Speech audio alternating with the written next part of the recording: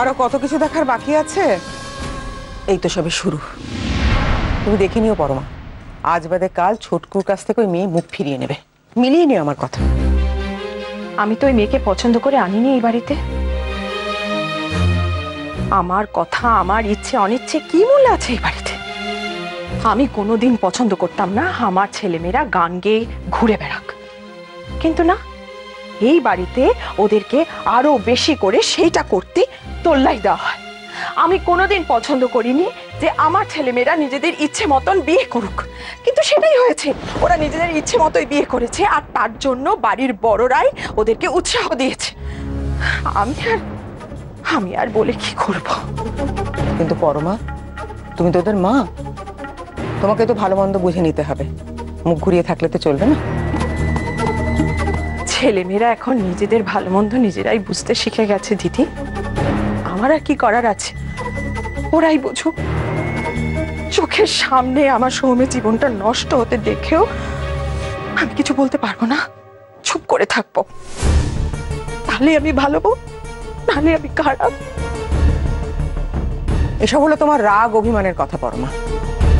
এখন থেকে বউকে যদি কড়া শাসনে না রাখো, এরপর কিন্তু ও তোমার মাথায় চড়ে নাচবে, তখন আর সামলাতে পারবে না। সামলাবে যারা এখন আগ বাড়িয়ে সামলাচ্ছে, তারাই সামলাবে। কথাগুলো তুমি কাকে শোনাচ্ছ বৌমা?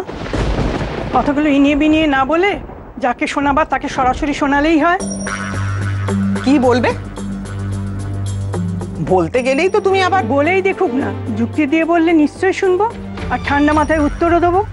কিন্তু মা, আমি যে আমার মাথাটা ঠান্ডা রাখতে পারছি না, আমার পাগল পাগল লাগছে।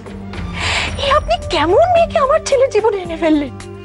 ওকে দেখে মনে হয় অন্য কারোর বউ। আমার সোহম ওকে জোর করে বউ বানিয়েছে। আমার সোহমের নিজের বউয়ের ওপর কোনো রকম অধিকার নেই। এসব তুমি কি বলছো?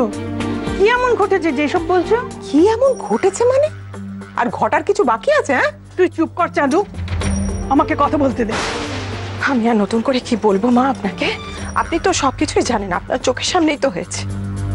হ্যাঁ, আমার ছেলের বিয়েটা হলো ঠিকই, কিন্তু তারপরে কোন নিয়মটা ঠিকঠাক করে পালন করা হয়েছে বলুন তো? বিয়ের পর গাঁটছড়া পর্যন্ত খুলতে গেল না, হঠাৎ করে ঠিক হয়ে গেল হানিমুনে যাবে। আমি ভাবলাম সেটাতেই যদি ওরা আনন্দ পায়, ঠিক আছে তাই যাক। তা তোমার ছেলে যেতে চেয়েছে বলেই তো তাই, তাতে নাত বউকে দোষ দিচ্ছ কেন? সেখানেই তো আমার প্রশ্ন মা। আমার ছেলেটা যেখানে রাজি হলো, সেখানে ওই মেয়েটা বেঁকে বসলো। আমার ছেলের ইচ্ছে অনিচ্ছের কোনো মূল্য নেই ওর কাছে। যতবার আমি ভাবি সোহমের মুখের দিকে যে আমি ভালো মনে ওই মেয়েটাকে মেনে নেবো, ততবারই মা আমার চার্জার।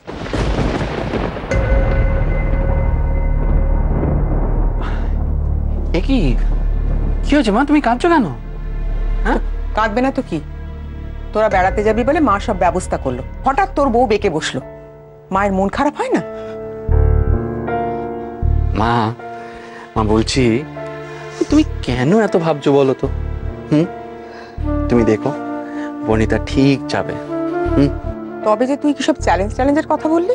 পিসি, ও মুখে যাই বলুক না কেন, বাচ্চাদের ছেড়েও থাকতে পারবে না। বাচ্চাদের মুখ চেয়ে হলেও ও ঠিক যাবে। আর তোর যাওয়ার কোনো মূল্য নেই ওর কাছে।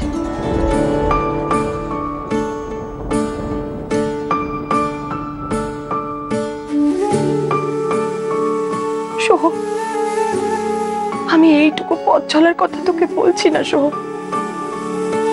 তুই সারাটা জীবন ওর সাথে চলতে পারবি? চলতে?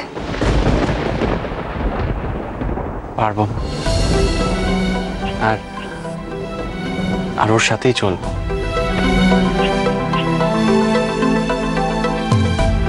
কেন, বিয়ের সময় এই কথাই তো দিয়েছিলাম, তাই না? মা, তুমি তো জানো তোমার ছেলে কখনো কথার খেলাপ করে না।